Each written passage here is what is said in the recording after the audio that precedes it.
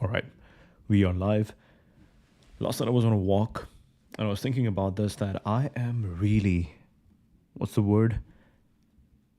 Affiliated? Aff- what's the word? No, not affiliated. I'm very, I like nuclear energy. I cannot come up with the word. I like nuclear energy. And it's very interesting. Like the first stream that we did was on nuclear energy. And now, after yesterday, I can see myself like leaning towards nuclear energy more and more because it's clean, abundant energy. At the end of the day, that is what we are looking for now. Everything that we are working towards needs clean, abundant energy. Once we have clean, abundant, once so right now, what's the biggest blocker for AI? The biggest blocker for AI is energy. We need more energy so that we can power all these NVIDIA chips, which can make our AI more powerful, more accessible, more freely available across the globe for people. And it becomes so cheap to operate that, like advanced voice mode on ChatGPT, which I absolutely love, there will be no time limit on it. So yeah, at the end of the day, we want clean, abundant energy so that everything around us, the cost becomes extremely cheap to operate. And that would be very interesting. And then look at food, look at travel, look at supply chain, look at construction, look at in building infrastructure, uh, knowledge, intellectual stuff, everything becomes open, accessible, freely available, and all of those fancy things. So yeah, I think I'm constantly leaning towards clean, abundant energy, nuclear energy, and nuclear energy seems to be the only one. Again, solar energy could be also the next thing, but we today don't have the technology that is really good at extracting solar energy. So this is all really good. All right, let's look into this. Kardashev scale. So as we move forward, it'll be very interesting to see that if we keep leaning towards clean abundant energy, or at least that becomes the high level goal, that okay, if clean abundant energy is the high level mission, how does everything help over here? Like okay, when we say that I don't want to cook food and I would rather have an Optimus robot in my kitchen that is always cooking food for me. Okay, now who is making Optimus? Tesla. How do they make a lot of Optimus? We need some sort of abundance of energy over there because this thing consumes energy. It's going to be battery operated. So building those building these robots such that they are in a lot of abundance, that requires energy. Then putting it at home and making sure it's constantly operating, that requires a lot of energy. So in general, everything will become just better, cheaper, more accessible with energy, with nuclear energy. All right, let's see.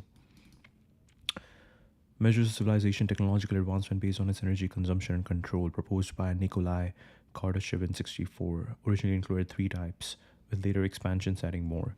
Type 0, a civilization that uses a fraction of its planet's resources, relying on primitive energy sources like fossil fuels or early renewables. Roughly type 0.7, harnessing about 20 terawatts of energy annually, far below planetary capacity. Type 1 fully utilizes its planet's energy resources, including all sunlight hitting the surface, about 10 to the power 17 watts for Earth.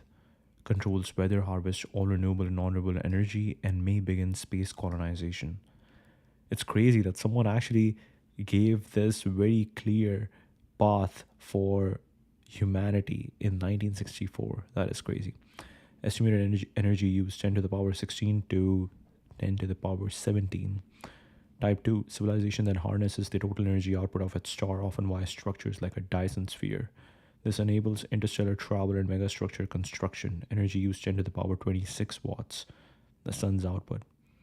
Type 3, civilization that controls the energy of an entire galaxy, tapping millions of stars and other cosmic resources. It's capable of galaxy wide colonization and manipulation. Energy use 10 to the power 36. Controls the energy of entire galaxy, tapping millions of stars and other cosmic resources. capable of galaxy wide colonization and manipulation. Yeah, yesterday we looked at Antares nuclear. This reminds me of that, where they are like, okay, we're making these micro reactors that are not just going to be, we are making these transportable, modular micro reactors so that it's not just on Earth. You can even take this out of Earth, and when you're in the space, it can still power everything.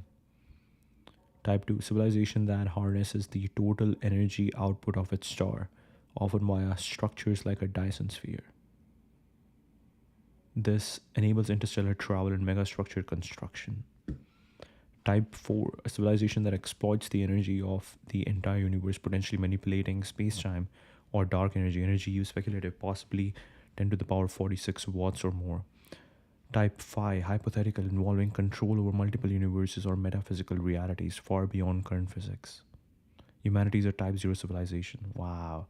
In this entire thing, it's been, so he proposed this in 1964. We are in 2025, almost like 60 years, 60, 70 years now, and we are still at the first stage, type 0. With estimates suggesting we might reach type 1 in 100 to 200 years, type 2 in thousands of years, type 3 in millions.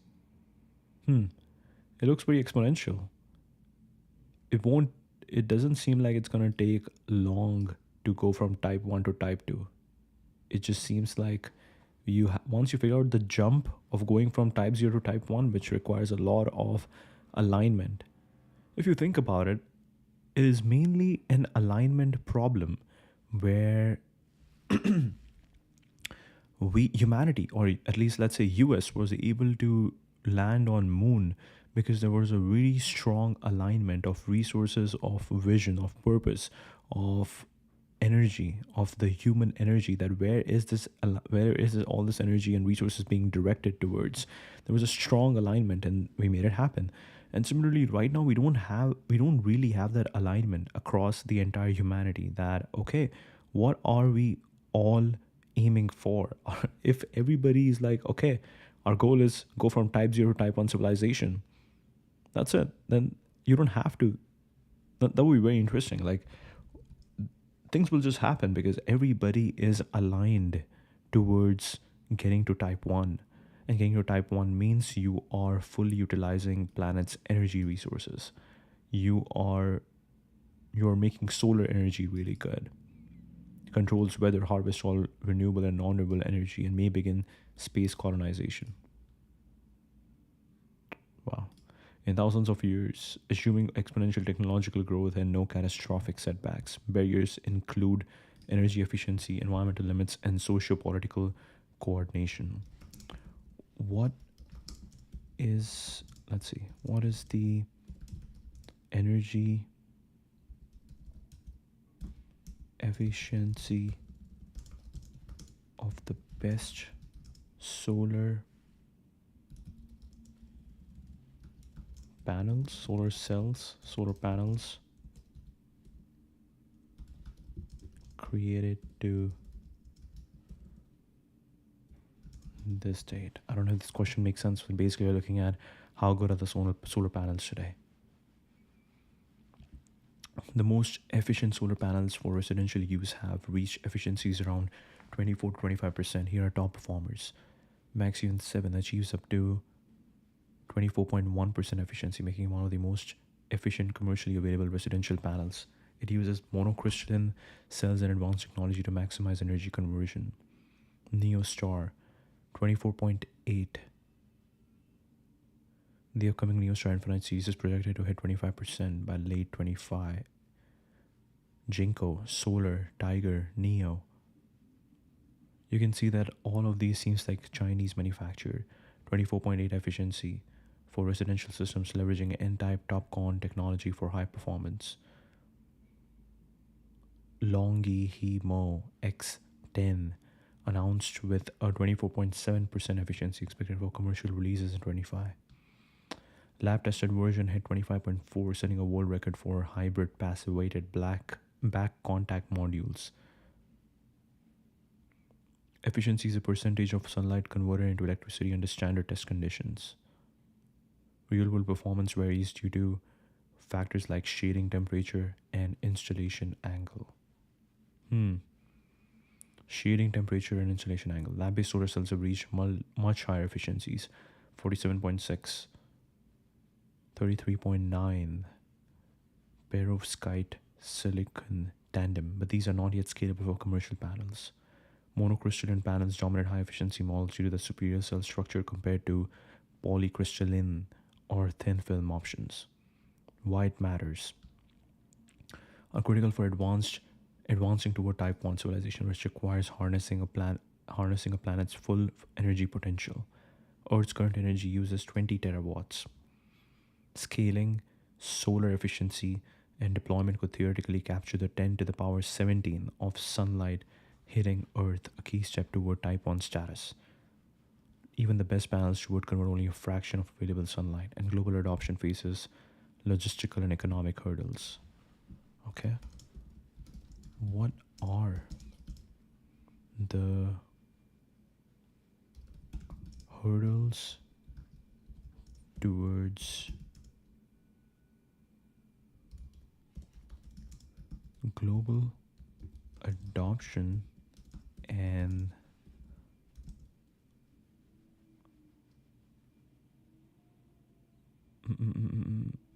max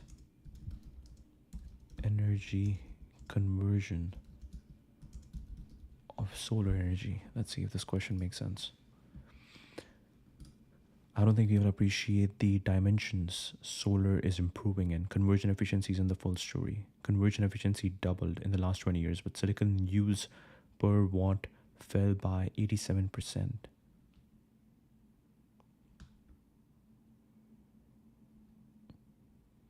LONGi now has cells that use just half a gram per watt and are 26% efficient. They are more power dense than most combustion engines. Glass bifacial panels solve the degradation issues of plastic backsheets, and they harvest light from both sides, which increases output in cloudy conditions. That's way more valuable than just the increase in overall output because it means more power when it's needed most. Larger format panels may not seem revolutionary, but they lower balance of system and labor costs. Even the production of silicon itself is getting more efficient. We use less energy to refine silicon today and get more watts and more watt hours from that silicon. The energy return on solar isn't about what percentage of sunlight you convert. It's about how much energy it takes to make panels, how much power they produce, and how long they last. If you're not amazed by solar, you're not looking at the right units. Earth's solar resource is 173,000 terawatt. Capturing just 1% of that would 100x humanity's energy supply.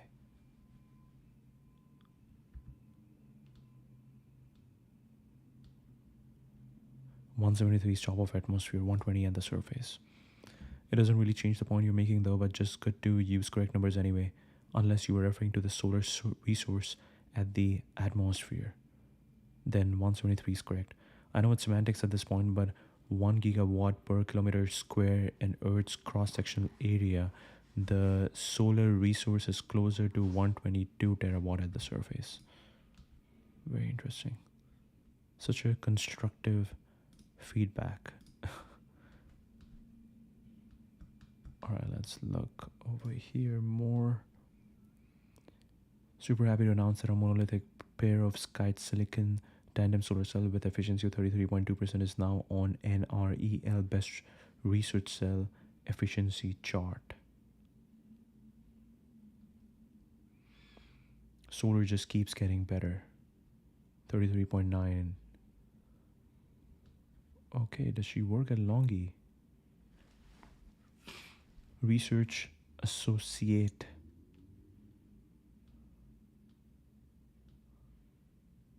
We will have more breakthroughs, but already the current level is actually amazing. In 24, China's LONGi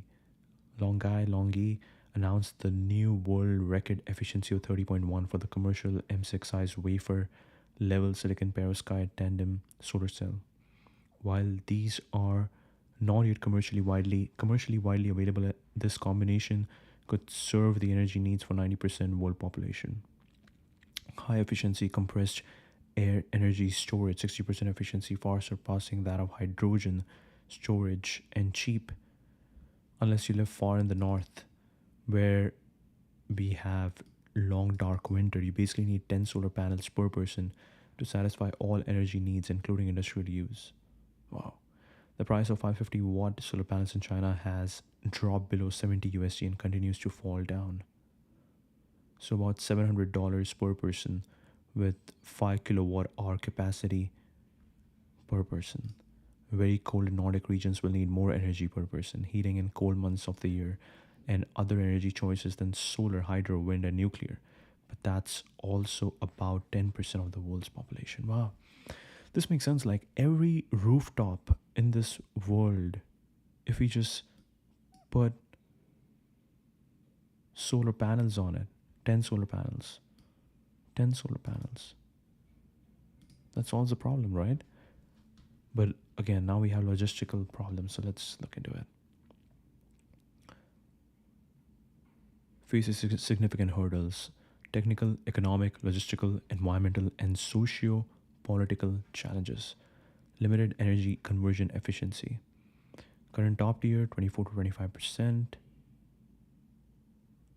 Lab records 47.6, far from 100%, constrained by Shockley Kazar limit. Whoa, whoa, whoa, whoa. 33.7% for single junction silicon cells. What is, so there's a limit. Okay, what is the Shockley limit? Tandem cells show promise but face stability and scalability issues. Maximizing conversion requires breakthroughs in material science to approach theoretical limits. 68% for multi-junction cells. Energy, actually, this is very interesting. Okay, so Shockley Kazar limit, theoretical maximum efficiency of a single junction solar cell, calculated by William Shockley and Hans Joachim Kazar. It defines the maximum percentage of sunlight energy that can be converted into electricity based on fundamental physical constraints. Band gap energy mismatch, 30% loss. Recombination losses, 10%. Black body radiation. The solar cell acting as black body emits some energy back as radiation per thermodynamic principles. Spectrum losses. Solar spectrum includes a wide range of wavelengths. Single junction cell cannot efficiently capture all wavelengths as its band gap is optimized for narrow range. Solar cells convert photons with energy above the material's band gap into electricity. Photons with lower energy are not absorbed. Photons with low energy are not absorbed, sub-band gap loss. Excess energy from high energy photons is lost as heat. Thermalization. For silicon, only 44% of sunlight energy is theoretically usable due to its band gap. Mathematical bias. The Shockley Kazar limit is derived using detailed balance principle. Band gap optimization. New JSC. Short circuit current density. VOC. Open circuit voltage. FF. Fill factor. PIN. Incident solar power. Relevance to current solar panels. Commercial silicon panels are below the limit due to practical losses like reflection, imperfect materials, and electrical resistance. Lab-based have reached 26.7, Kaneka's record, approaching the limit but constrained by manufacturing scalability. Overcoming the limit, multi-junction, stack multiple band gaps to capture broader spectrum. Combine silicon with perovskites. Focus sunlight to boost efficiency, though costly. Focus sunlight to boost efficiency, though costly. Does that mean like a funnel-like scenario where you are making sure that either you are doing, so I think it could be doing two things. Number one, you could be doing the sunflower thing where your solar panel automatically always faces the sun, so it's directly hitting the solar panel. And number two, you are kind of creating a funnel over there, funnel kind of thing over there, funnel, a mirror funnel, so that you are concentrating all that sunlight and hitting with very high intensity on the panel. Concentrated photovoltaics. Let's look at a picture of concentrated photovoltaics.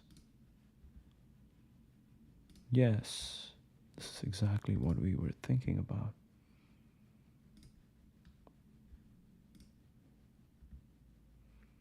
Receiver.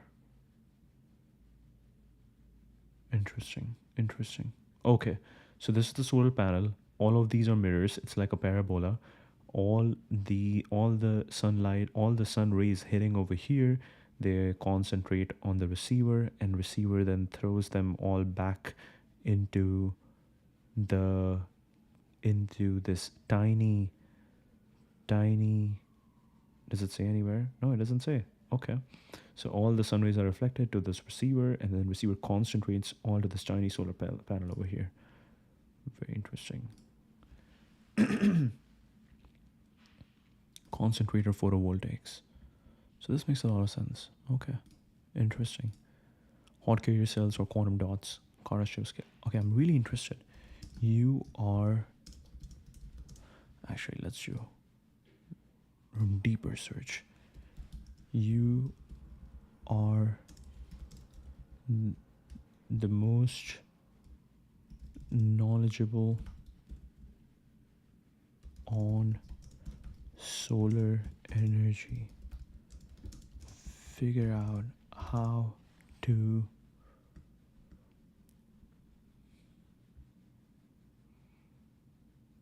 maximum percentage of sunlight energy that can be converted into electricity. Figure out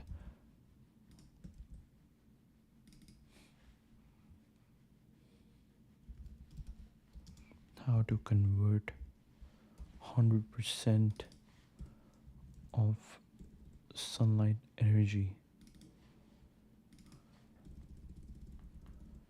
into electricity. You are the most knowledgeable on solar energy. Figure out how to convert 100% sunlight energy into electricity. Figure out. Okay. Let's see. Let's see what happens. Let's see what happens. Let's see what happens. We'll get back to this. The shock leakager limit is a critical barrier to maximizing solar energy for type 1 civilization, which requires capturing 10 to the power 17 watts. Current panels at 25% efficiency convert only a fraction of available sunlight. Doubling efficiency via multi-junction or tandem cells could reduce the land needed. But scaling to type 1 demands both efficiency breakthroughs and massive deployment. Right? You need both. You need both to happen. All right. So technical hurdles, energy storage limitations. Solar energy is intermittent, day-night cycles, weather, current battery technologies, lithium-ion have limited capacity. Oh wow, this is very interesting. Maybe the high-level goal could be that, okay, get humanity to become a type 1 civilization. Get humanity to become a type 1 civilization. Wow. Okay. Energy storage limitations. Solar energy is intermittent, day-night cycles, weather. Wow. So our theme could be become type 1 civilization. Let's see. Solar energy is intermittent, current battery storage technologies, lithium-ion have limited capacity, high cost, and degradation over time. For example, Tesla's Megapack stores megawatt hours but is insufficient for grid-scale continuous power. Flow batteries or hydrogen storage are less mature and less efficient. Without robust storage, solar cannot provide the consistent energy needed for type 1. Okay, grid integration transmission. Existing power grids are not designed for decentralized variable solar inputs. Smart grids, high voltage direct current lines for long distance transmission is technically complex. From solar rich deserts to urban centers. Energy losses in transmission, 5 to 10% over long distances reduce effective yield, requiring advanced superconductors or localized microgrids, both of which are underdeveloped. Land use and scalability. Covering enough land to capture 10 to the power 17 watts is daunting. Roughly the size of Alaska. Floating solar farms or space based solar orbiting collectors are proposed but technologically nascent. Economic hurdles, high initial cost. Despite falling prices, solar module costs dropped 80% from 2010 to 2020. Installing utility scale solar farms, retrofitting urban areas remains capital intensive. For example, a 1 megawatt type 1, type 1, type 1, type 1, type 1 civilization, type 1 civilization, type 1 civilization, hmm. type 1. For example, a 1 megawatt solar farm costs $1 million upfront, excluding land and grid upgrades. Poorer nations struggle to finance such infrastructure, limiting global adoption. Storage and grid upgrade cost. Battery storage adds significant expense. Grid modernization like HVDC lines can cost billions per project. China's UHVDC lines cost 3 billion for 2000 kilometer. These costs deter investment, especially in regions with competing energy sources like coal or gas. Market competition. Fossil fuels and nuclear energy remain cheaper in some regions due to established infrastructure and subsidies. Global fossil fuel subsidies were 1 trillion in 2022, dwarfing solar incentives. Solar's levelized cost of energy is competitive, but not universally lower than alternatives. Market competition.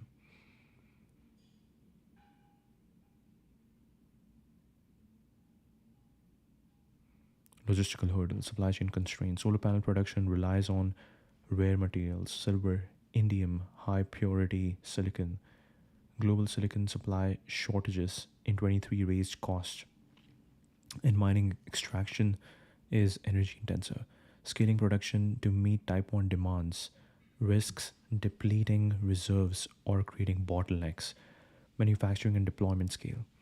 Current global solar capacity is 1.4 T terawatt, tiny fraction needed for type 1.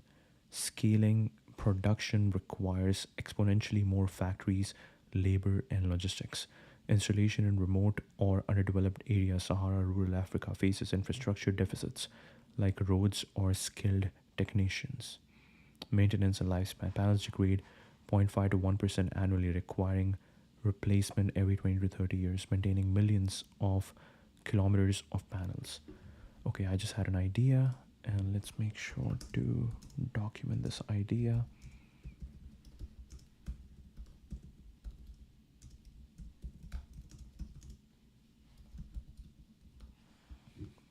Okay, nice. Panels degrade 0.5 to 1% annually, requiring replacement every 20 to 30 years, maintaining millions of kilometers of panels, especially in harsh climate, is logistically daunting. Recycling old panels is underdeveloped, with only 10% of panels recycled globally due to high costs and limited facilities.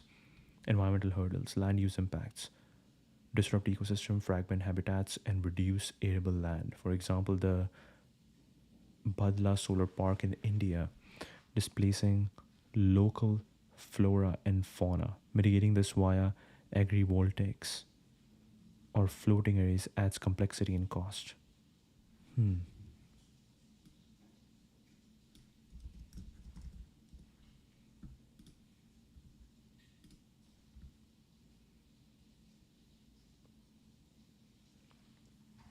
How the world's largest solar farm sprung from a desert in India.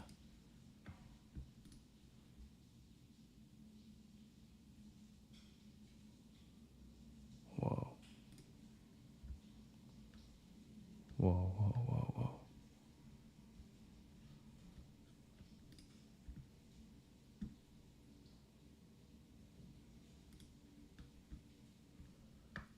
Very interesting. Very interesting. Manufacturing footprint. Producing panels is energy intensive. Mining rare materials also causes environmental damage like water pollution from lithium or silver extraction. Scaling to type 1 levels amplifies these impacts. What if I do this? No.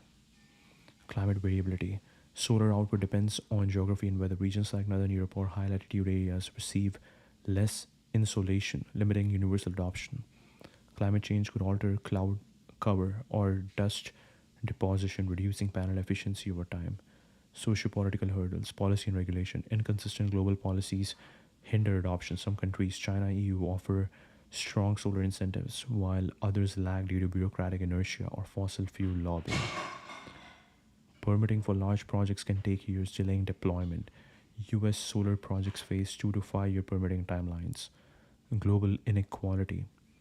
Whether nations, wealthier nations dominate solar deployment. China 40% of global capacity, while developing nations lack access to capital or technology.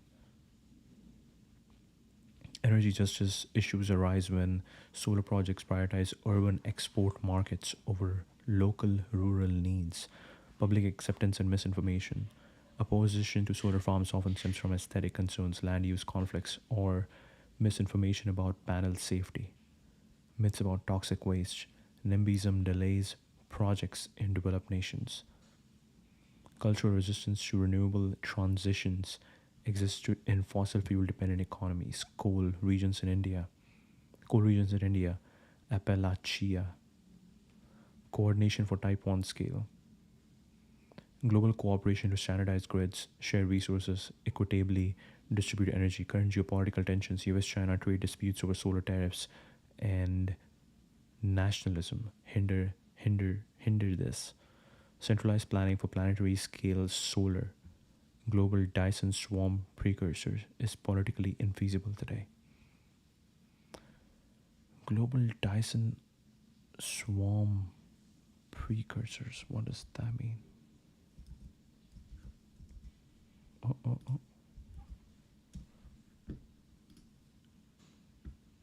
Dyson sphere.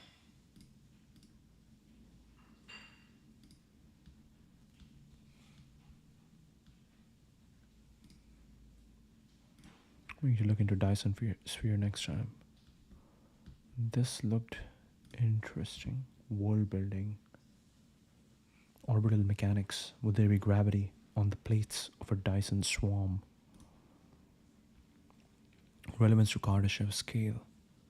Panels approaching 50% plus efficiency via tandem cells or normal materials. Wow. Okay, now we are getting into the beautiful. You are the most knowledgeable. Figure out how to convert 100% sunlight energy into electricity. Okay, beautiful. Termine. Okay. Researching theoretical limits, evaluating theoretical maximum. Lot of research. Assessing feasibility. Termine. Current research aims to get closer to theoretical limits, but 100% remains unattainable. Key points. Seems unlikely that solar cells can achieve 100% efficiency due to fundamental physical limits. Research suggests that the theoretical maximum is around 86 to 95, depending on conditions like concentrated sunlight. Lean toward spectral mismatch and thermodynamic constraints as key barriers. Can only absorb certain photon energies, and excess energy is lost as heat.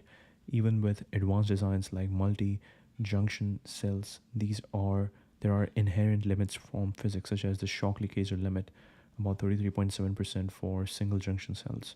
Current records show efficiencies up to 47.6% in labs, but practical systems are lower, around 20 to 25.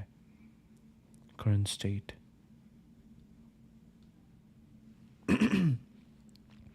Shockley limit 33.7, single band 49, monochromatic cells efficiency 86.81, infinite number fully concentrated sun radiation idealized, endo-reversible system efficiency 85.7, maximum concentration sun fully surrounding the cell, theoretical, Landsberg efficiency limit, blackbody converter, sun fully surrounding, highly idealized, Carnot efficiency 95, ideal reversible heat engine, ambient at 300K, not directly applicable. is unattainable due to entropy production in the second law of thermodynamics, which prevents perfect conversion of light to work without losses. Current state of solar efficiency. World record 47.6 achieved by Fraunhofer under lab conditions with constant rare light.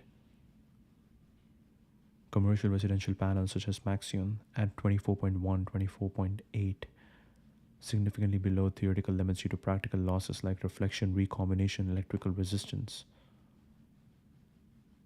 Barriers to 100% efficiency, spectral mismatch, thermalization losses.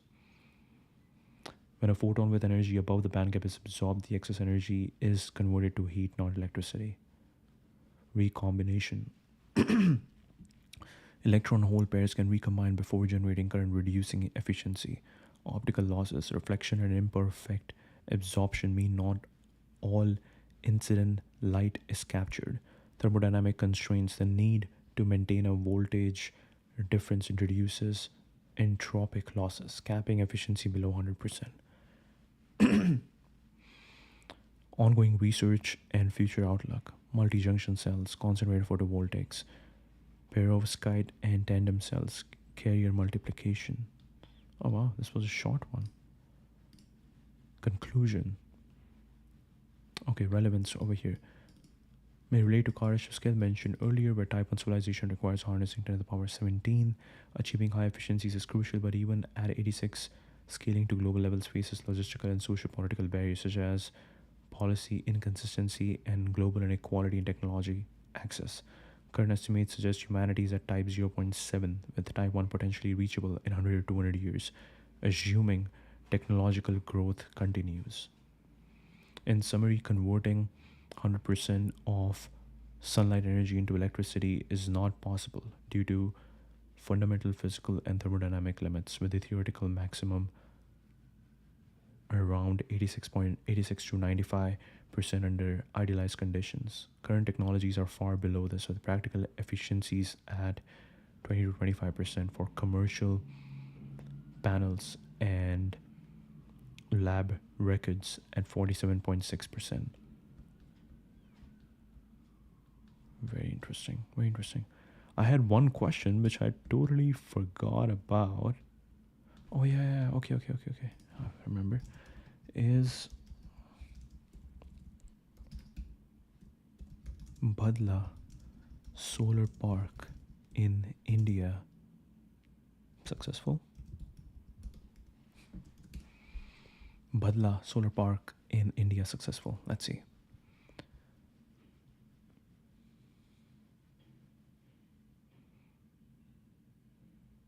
All right, go. You spent 38 minutes. Wow, we just spent 38 minutes, but this seems like a long time. All right. Wait, what happened to Grok? Yes. Widely regarded as a success, particularly in the context of advancing India's renewable energy goals and contributing to global solar energy leadership. Wow. Thar Desert, world's largest solar park of 25, capacity of 2245 megawatt, powering over 1 million homes. Oh wow. Scale and output. Generates leveraging Rajasthan's high solar irradiance. Its 10 million photovoltaic panels developed in 4 phases demonstrate India's ability to execute large-scale solar projects. Employs advanced PV systems and 2,000 robotic cleaning systems to combat dust accumulation, a major challenge in the desert environment. These robots maintain panel efficiency 20 to 25% for commercial PV, far below the 100% conversion goal without excessive water use. Tracking systems further optimize sunlight capture. Power evacuation infrastructure developed by Power Grid Corporation of India (PGCIL) and Transco. Substations and transmission lines ensuring efficient energy delivery to the national grid. This addresses earlier phase issues where power had nowhere to go due to delayed transmission lines. Relevance to 100% conversion. Badla's panels operate at standard commercial efficiencies limited by the Shockley-Kaiser limit and practical losses. Thermalization, recombination, achieving 100% sunlight to electricity conversion is physically impossible due to thermodynamic constraints, with theoretical maxima around 86 to 95% for multi-junction or concentrated systems. Badla's reliance on conventional PV technology highlights the gap between current capabilities and the user's goal. Innovation like perovskite tandem cells or carrier multiplication not yet deployed at Badla could push efficiency toward 40 to 50%, but 100% remains unattainable. Economic success, cost effectiveness, set record low solar tariffs with bids as low as 2.44 rupees per kilowatt hour. That is crazy. Cheaper than coal based power. India's low solar installation cost 79 cents. Wow. Declining panel costs down 85% globally, and low cost loans from the Climate Investment Fund and other sources. Investment and growth.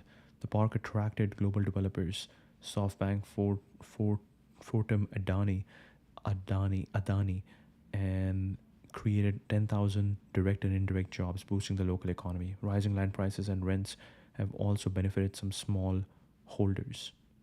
National impact. India's national solar mission.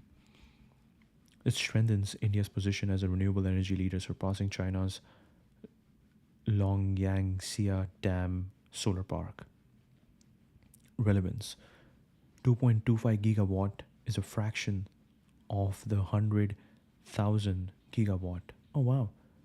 2.25 gigawatt is a fraction of 100,000 gigawatt. That's like 2%, more than 2%. So we just need 50 more of these needed for type 1 status, which requires capturing all sunlight hitting Earth. Scaling to this level would need millions of such parks. Millions. Covering 1 to 2% of Earth's surface. Constrained. Wait, what am I missing? 2.25 gigawatt. Why do you need millions? You just need 50, right? 100,000. Oh, wait. It's not 100. Oh, no. It's 100,000. Okay. Calculator.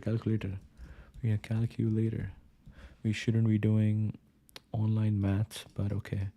100,000 divided by 2.25. It's not millions, it's 44,000. Badla's success shows scalability potential but underscores the need for efficiency breakthroughs. 50% to reduce land use. Environmental success. Carbon reduction offsets 4 million tons of CO2 annually, equivalent to planting 20 million trees, aligning with India's Paris Agreement goal to reduce carbon intensity by 33 to 35%. Reduces reliance on coal, which accounts for 70% of India's electricity. By replacing fossil fuels, Badla improves air quality, particularly in urban areas, and provides a healthier alternative to kerosene lighting in rural regions. Desert utilization. Park transforms barren, almost uninhabitable land into a productive asset, minimizing ecological disruption compared to fertile land use. Dust storms reduce panel efficiency, requiring robotic cleaning, and the park's manufacturing footprint generates CO2. Scaling solar to type 1 levels would amplify these impacts unless cleaner production methods emerge. Job creation. Construction operations provided employment, with some locals transitioning to skilled roles. The park inspired youth like Mukhtiar Ali to pursue careers in renewable energy, broadening perspectives in a remote region. Investment support supported schools, medical vans, and community facilities in 60 nearby villages, improving quality of life. Land conflicts. Reducing pasture access for farmers. Locals like Sadar Khan report insufficient compensation, limited job opportunities, as many roles require skills they lack. Green grabbing issues, where renewable projects displace local livelihoods. Some nearby villages lack electricity, creating irony given Badla's output. High voltage transmission prioritizes urban and industrial needs over local supply. Benefits are uneven, with wealthier developers in urban areas gaining more than marginalized communities. Relevance to 100% sunlight conversion. Multi-junction cell could reach 50% in labs but are costly and not deployed at Badla. Concentrated PV used minimally. CPV boosts efficiency but increases complexity. Future tech, carrier multiplication, or hot carrier cells, not yet at Badla, could theoretically hit 85% under concentrated light, but are experimental. Technical, economic, environmental, social, mixed with benefits offset by land and access issues. Okay, perfect. That's the stream. Thank you.